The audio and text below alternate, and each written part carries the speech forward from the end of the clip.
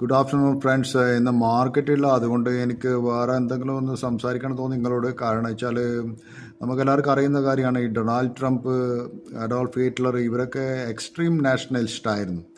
അവരെപ്പോൾ സ്വപ്നം കണ്ടിരുന്ന make Germany great again, ജർമ്മനിയുടെ വെൽത്ത് എക്സ്പാൻഡ് ചെയ്യുക, ടെറിട്ടറി എക്സ്പാൻഡ് ചെയ്യുക, ഇതായിരുന്നു ഹിറ്റ്ലർ സംസാരിച്ചുകൊണ്ടിരുന്നത്. ഹിറ്റ്ലർ പറഞ്ഞ ഞങ്ങളൊക്കെ ഒരു സുപ്പീരിയർ റൈസ് ആയിരുന്നു. അത് തന്നെയാണ് ഇപ്പോൾ ട്രംപ് പറഞ്ഞ make America great again, expand the wealth of America by improving tariff and also territorial gain ചെയ്യുക. പല സ്ഥലത്ത് പോയിട്ട് ഗ്രീൻലാൻഡ് പോലത്തെ കൺട്രീനെ ഞങ്ങളതാണെന്ന് പറയുക. അതൊക്കെയാണ് ഞങ്ങൾ ചെയ്യേണ്ടത് എന്നുള്ള ട്രംപും ഇപ്പം ആ ഒരു ലൈനിലാണ് സംസാരിക്കുന്നത്. പക്ഷേ അതുപോലെ എനിക്ക് പറയാൻ പറ്റുന്ന ഈ പാകിസ്ഥാനെ കുറിച്ചാണ്. പാകിസ്ഥാൻ ഓൾവേസ് ഒരു ടെററിസ്റ്റ് നേഷൻ ആയിരുന്നുള്ള കാര്യം എല്ലാവർക്കും അറിയുന്ന കാര്യമാണ്. Pakistan is always ruled by military.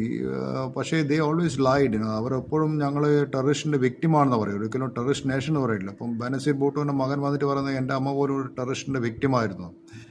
പക്ഷേ നിങ്ങൾക്കറിയാലോ, ഒസാമ ബിൻ ലാഡൻ എവിടെയാണ് താമസിച്ചിരുന്നു? ഒസാമ ബിൻ ലാഡൻ താമസിച്ചിരിക്കുന്നത് ജസ്റ്റ് 1.5 കിലോമീറ്റേഴ്സ് ഫ്രം US മിലിറ്ററിൻ്റെ ട്രെയിനിങ്ങിൻ്റെ സെൻറ്ററിൻ്റെ അടുത്താണ്. അപ്പോൾ ഞാനിത് പറയാൻ കാരണം, ഇപ്പോൾ ഈ നെറ്റ്ഫ്ലിക്സിൽ ഒസാമ ബിൻ ലാഡനെ കുറിച്ചൊരു ഡോക്യുമെൻ്ററി ഉണ്ട്. അതിൽ ഈ ഒസാമ ബിൻ ലാഡൻ്റെ അന്നത്തെ ഒരു സ്ട്രൈക്കിൽ പങ്കെടുത്ത കുറച്ച് വെറ്ററൻ സോൾജേഴ്സാണ് സംസാരിക്കുന്നത് അതിനെക്കുറിച്ച്. സോ അവരൊക്കെ പറയുന്ന ഒരു കാര്യങ്ങൾ വളരെ കാര്യങ്ങൾ അവർ പറയുന്ന ഒരു കൊറിയർ മാൻ്റെ അടുക്കിൽ നിന്നാണ് ഇവർ കൂടുതൽ അമേരിക്കൻ CIA ഡാറ്റ കളക്ട് ചെയ്തതും. ബിൻ ലാഡൻ 25 മില്യൺ ഡോളറിൻ്റെ ബൗണ്ടി അവരുടെ ഹെഡിനുണ്ടായിരുന്നു. എനിക്ക് തോന്നുന്നു മിക്കവാറും ഈ പാകിസ്ഥാനിലെ ജനറൽസിൻ്റെ ഇയാളെ ഒറ്റി കൊടുത്തിട്ട് ഈ 25 മില്യൺ എടുത്തിട്ട് അവർ ദുബായിലും പാകിസ്ഥാൻ ജനറൽസിൻ്റെ മക്കൾ ലണ്ടനിലും പോയി സൂചിച്ച് കഴിയുന്നതായിരിക്കും. അപ്പോൾ അല്ലാണ്ട് ബിൻ ലാഡനെ ക്യാപ്ചർ ചെയ്യാൻ പറ്റുന്ന എനിക്ക് തോന്നുന്നില്ല. നിങ്ങളെ കണ്ടന്റാണ് ആ ഡോക്യുമെൻ്ററി. അപ്പോൾ ഞാൻ പറഞ്ഞു വരുന്നത്, ഇപ്പം നമ്മളെ ഇന്ത്യയിൽ ഇപ്പം ഈ ശശി തരൂരിൻ്റെ നേതൃത്വത്തിലൊരു ടീം മോദി ഇപ്പം വേൾഡ് മുഴുവൻ അയക്കുന്നുണ്ട്. അയാൾ ആദ്യം അമേരിക്കയിലാണ് പോകുന്ന തോന്നുന്നത്, ഇന്ത്യൻ്റെ ഈ സ്റ്റാൻഡ് എക്സ്പ്ലെയിൻ ചെയ്യാൻ.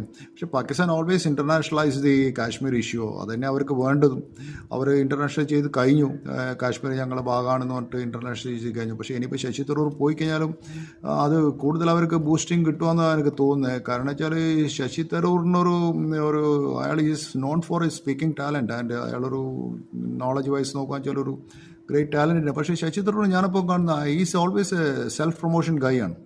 അപ്പോൾ ഇപ്പോൾ പോകുന്ന സമയത്ത് എന്ന് വെച്ചാൽ അവർക്ക് അയാളൊരു നാഷണൽ സെലിബ്രിറ്റി ആയിട്ടാണ് പോകുന്നത്. അപ്പോൾ പോകുന്ന സ്ഥലത്തൊക്കെ മീഡിയ അറ്റൻഷൻ കിട്ടും. ആ ഹിംസെൽഫ് സെൽഫ് പ്രൊമോഷൻ ചെയ്യുന്ന ഒരാളാണ്. സോ ഈ വെദർ ഈ promotes A country or whether ഈ പ്രൊമോട്ട് ഹിംസെൽഫ് നമുക്ക് വരാൻ പോകുന്ന ദിവസങ്ങളെ പറയാൻ പറ്റും. സോ ഇത് എനിവേ ഇതെൻ്റെ ഒരു പേഴ്സണൽ